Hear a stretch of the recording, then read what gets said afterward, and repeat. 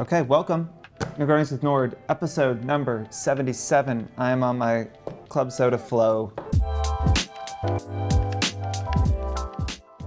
It is a busy week that has been couched in a very busy month. I've been doing a lot more like 15-hour days than I like to do. You know, generally feeling pretty like what's overwhelming but is exciting. And I think it's hard to know as a business owner, and I feel like so many influencers feel this as well, right? Of like, where's the limit? Like, where's my personal limit? I often wonder if I'm like flirting with the limits of my own like personal stamina and exhaustion. It can be hard to say no, especially when the things that are happening are really interesting and exciting and fun, and especially when there is so much uncertainty. So yeah, I am feeling generally pretty tired. It's going to be a big Q4. I hope that, you know, for influencers, y'all will start to feel more brands coming and spending money in a more serious way. I think there is still a lot of uncertainty in the financial markets.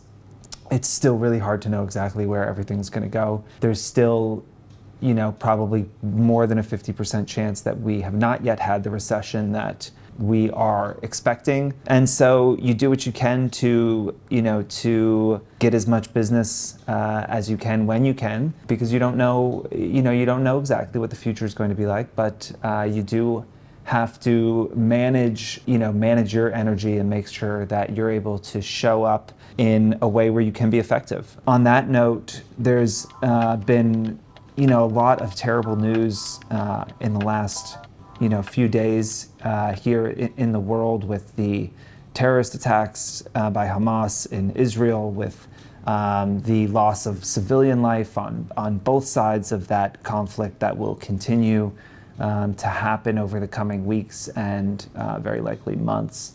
And we published a note on our Instagram, a template or a number of templates on how to pause your influencer content. Unfortunately, these moments or our inclination to share those notes with influencers happen more often than we would like. They are always something that people find really helpful. And if you haven't seen them, we can put a link to them in the bio of this video. But I believe what influencers do does matter. I think that, outside of the bigger impact they have on people's lives. I mean, we just talked to Mo last week, and he shared that he had gotten a note from one of his followers who had struggled with mental health, and he said that Mo sharing his experiences helped him save his life and not engage in any self-harm, and that is obviously very powerful. I think nobody can deny that. But I think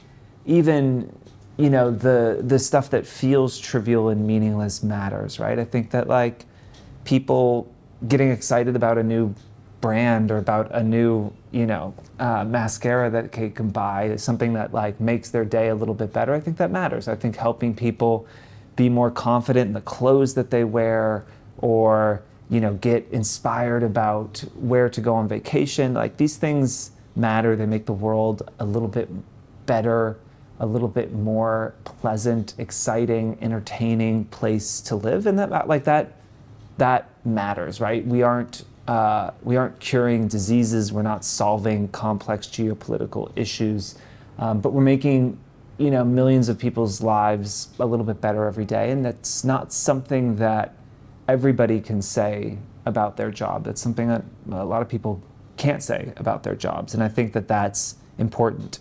As I was just talking about, you have to be able to bring your like authentic energy to any of the content that you create. You owe that to yourself, certainly. You owe that to your audience. You owe that to the brand partners that you might be working with. While I think this stuff is important, it is not as important. It is often not as important as when there's something terrible happening in the world. And I think that building a platform and a community is a real privilege. It's a gift. It's like everything in life, a mixture of hard work and talent and a lot of luck and timing. Similar to how there is pressure for the wealthy to give some of that money back to the community, because there's an understanding that the community is, always a big part of any success story. And so there is a kind of expectation for the 1% of the world. I think about it the same way with influencers, that you're in the digital 1%, you have a bigger audience, a bigger megaphone than 99% or more of people. There's the same expectation to then make sure that you're giving some of that platform to causes, to charitable organizations, to things that you believe in, right? And that you can't be expected to speak on every topic. There are terrible things happening in the world every single day that most of us don't even know are happening. Now, there are also people who those terrible things are impacting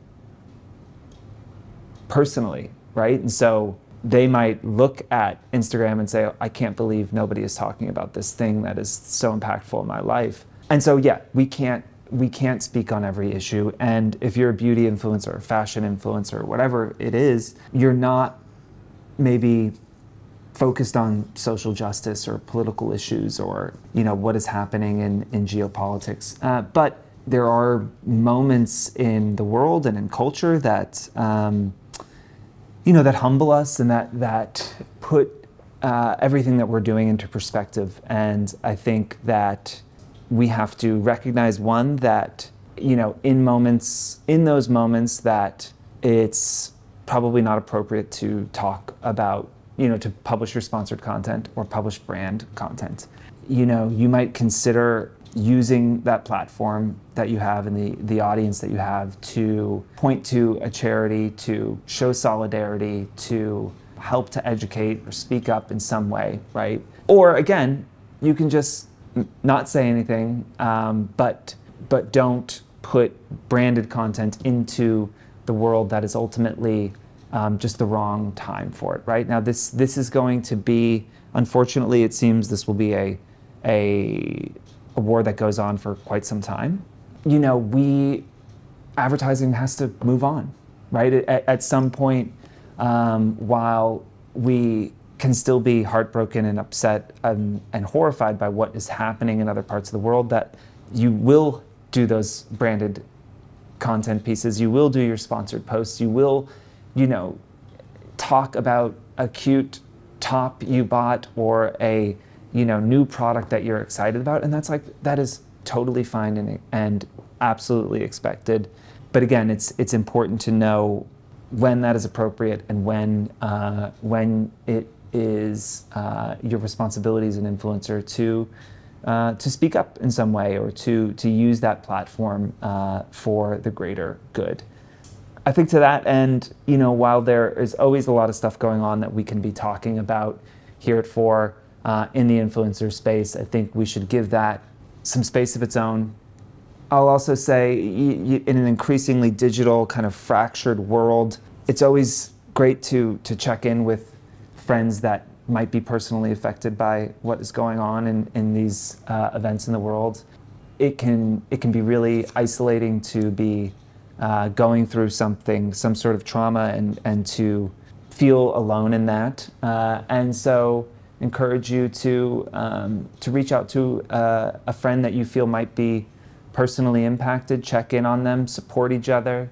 And we will absolutely get back to talking about makeup and skincare and fashion and travel and all the things that make life just a little bit nicer to live. This week, it's appropriate to focus on the more pressing issues in the world.